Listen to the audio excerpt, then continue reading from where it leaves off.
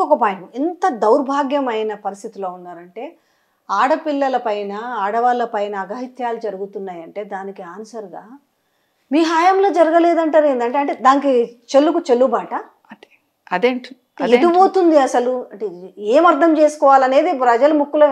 అంటే అప్పుడు జరిగినాయి ఇప్పుడు జరగాల ఒకవేళ. మరి నేను ఏమంటున్నంటే వాళ్ళకు సమాధానం చెప్పడానికి ఛాన్స్ లేదు ఎక్కడ. నేను మొన్న అడిగాను 6000 స్కూళ్ళు మూతపడ్డాయని చెప్పారు కదా మీ మేనిఫెస్టోలో, ఎన్ని స్కూల్ ఓపెన్ చేశారు? ఎవరు చెప్పాలి? మరి చెప్పాలి కదా. పోలీస్ వెబ్సైట్ హ్యాక్ అయిపోయింది, మరి ఎవరు ఓపెన్ చేయమని అడగాలి? ఇప్పటి వరకు ఓపెన్ చేయలేదు. ఎవరు చేయాలి? ఎవరు అడగాలి? ఇవే కదా అసెంబ్లీలో అడిగినాం. సమాధానం లేక పారిపోయారా? అవగాహన లేక పారిపోయారా? అర్థం కాక పారిపోయారా? ఇన్నిట్లో ఏ దాంట్లో మాకు సరిగా సమాధానం రాలి. రైతులకు రుణమాఫీ అన్నారు. నిజంగా మీరు రుణమాఫీ చేసి ఉంటే లక్ష రూపాయల లోపల రుణమాఫీ చేసిన వాళ్ళ లిస్ట్ అక్కడ పెడతారు కదా, గట్టిగా చెప్తారు కదా. మరి ఎందుకు క్లారిటీ ఇవ్వట్లేరు? ఎవరి గురించి అడుగుతున్నాం? రైతులకు. అంటే మీరు ఇచ్చిన హామీలను ఏ ఒక్కటి అమలు చేసే శక్తి మీ దగ్గర లేదు. ఇగో ఇలా ఇష్యూ డైవర్ట్ చేసి నీ గురించి నా గురించి ఎందుకు మాట్లాడాలి? అసెంబ్లీలో ఎందుకు మాట్లాడాలి? నిన్ను మోసం చేసిన రక్కలన్నీ అసెంబ్లీలో ఎందుకు చెప్పాలి? ఒక ముఖ్యమంత్రిగా నీవు ఒక పెద్ద స్థాయిలో ఉన్నావు. ఇప్పుడు ఒకవేళ నిజంగానే మోసం చేసినా నీ మనసులో పెట్టుకోవాలి, కానీ అసెంబ్లీలో చెప్పాల్సిన అవసరం ఏముంది? అంటే ఇష్యూ అంతా డైవర్ట్ అయిపోయి మీరు నిజంగానే 3 రోజుల నుండి ఇదే ఇష్యూ నడుస్తుందిగా రాష్ట్రంలో.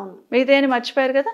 నిరుద్యోగుల సమస్యను పక్కన దోసేయాలా, రైతుల రుణమాఫీ గురించి ఎవడు మాట్లాడొద్దు. దీని గురించి అంటే చాలా తెలివిగానే ఆలోచించేది. సో సమాజం అంతా కూడా ఇప్పుడు సోషల్ మీడియాలో అంతా ఏం నడిచింది? ఇద్దరికి అక్క తమ్ముళ్ళకి ఏమైంది ఇదే చూస్తున్నారు. వ్యక్తిగతంగా ఏమనుందా, ఎందుకు ఇంత మాట అన్నాడు రేవంత్ రెడ్డి, అసలు ఏం జరుగుంటది, చర్చలు ఇవే జరుగుతున్నాయి. వ్యక్తిగత కక్షలు ఏమన్నాయా, వ్యక్తిగతంగా కోపాలు ఏమన్నా? సో 3 రోజుల నుండి ఇదే తెలంగాణ రాష్ట్రంలో ఏం జరుగుతుంది? సమస్యలన్నీ పక్కకు. ఇది ఒక్కటే చర్చ 3 రోజుల నుండి, ఇది ఒక్కటే చర్చ.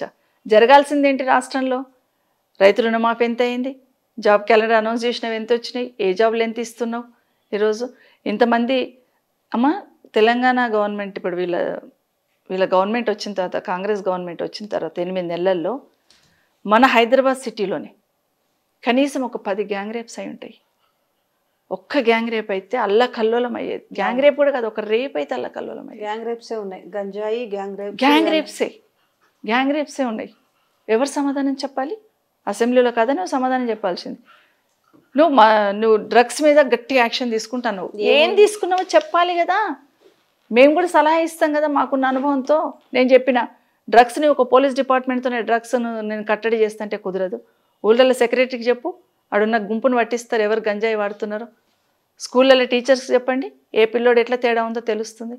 కాలేజ్లో ప్రొఫెసర్స్ని ఇన్వాల్వ్ చేయండి, లెక్చరర్స్ని ఇన్వాల్వ్ చేయండి, వాళ్ళు చెప్తారు ఏ పిల్లలు ఏమో ఎట్లా తేడా ఉంది. ఇది కదా మేము ఇవ్వాల్సిన సలహా, మీరు తీసుకోవాల్సింది. ఎక్కడ డిస్కస్ చేసినావు? ఊరికి నేను డ్రగ్స్ నేను మొత్తం ఇది చేసేస్తున్నంటే కాదు కదా. ఒకటి కమాండ్ కంట్రోల్లో పోయి కూర్చుంటే సెట్ అయిపోతుందా? డైరెక్షన్ ఉండాలి కదా. అది కదా అసెంబ్లీలో డిస్కషన్ జరగాలి. ఎక్కడ జరుగుతుంది? అంటే చెప్పే ధైర్యం లేక, వాళ్ళ దగ్గర చెప్పడానికి ధైర్యం లేక, అవగాహన లేక, ఇంప్లిమెంట్ చేసే ఆలోచన లేక ఇష్యూ డైవర్షన్ కోసం ఇది నడిపిస్తున్నారు. ఒకరోజు అన్నావు బై మిస్టేక్ వదిలేసినాం, సెకండ్ డే ఎందుకు అనాలి? మళ్ళీ మీరు అనేది కాకుండా చక్కగా మీ ఎమ్మెల్యేలు అందరితో ఎందుకు మాట్లాడిస్తున్నారు? పైగా మీ కాంగ్రెస్ పార్టీ ట్విట్టర్లోనే పెడతారు నేనేదో మోసం చేసినట్టు. ఏం జరుగుతుంది? ప్రజలకు అర్థమైతలేదా ఇది? కరెంటు కట్ అవుతా ఉన్నది, పవర్ కట్ అవుతుంది, ఎవరిని అడగాలి? ఇప్పుడు ఆడ బ్యాంకుల చుట్టూ 1,50,000 మాఫీ చేసినాను, 100 మంది తిరుగుతున్నారు బ్యాంకుల చుట్టూ, ఎవరు సమాధానం చెప్పాలా? అసెంబ్లీలోనేమో మాట్లాడవాయి, మరి ఎవరిని అడగాల? ఊరికి మైకులు బట్టి స్టేజ్ల మీద మాట్లాడి వెళ్ళిపోతే అయిపోతుందా? సమాధానం ఎక్కడ రాబట్టాలి ప్రజలు? అసెంబ్లీలోనే కదా. ఇది తెలంగాణ రాష్ట్రంలో జరుగుతున్న తంతు. ఏదో ఈరోజు చెప్పినట్టున్నారు కదా, 20-30 ఎకరాల్లో గోషామహల్ పోలీస్ స్టేడియంలో ఉస్మానియా ఆసుపత్రి భవనం, ఈ ఉన్న భవనాన్ని ఏమో హెరిటేజ్గా ఉంచుతారట. కట్టనేయండి, మంచిదే కదా, వద్దంటలేము, కట్టమనే కోరుతున్నాం. దాంతోపాటు 4 హాస్పిటల్ స్టార్ట్ చేసినాం సిటీ చుట్టుపక్కల, వాటిని కూడా పూర్తి చేయండి. వరంగల్లో హాస్పిటల్ స్టార్ట్ చేసినాం టిమ్స్ అని పెట్టి, వాటిని పూర్తి చేయండి. ఎల్బీ నగర్లో పూర్తి చేయమని, ఇక్కడ చాలా ఉన్నాయి. ఎల్బీ నగర్లో ఒకటి, సనత్ నగర్లో ఒకటి, మల్కాజ్గిరిలో ఒకటి, మన గచ్చిబౌలిలో ఒకటి, వీటన్నిటిని పూర్తి చేయండి. పూర్తి చేయమనే కోరుతున్నాం.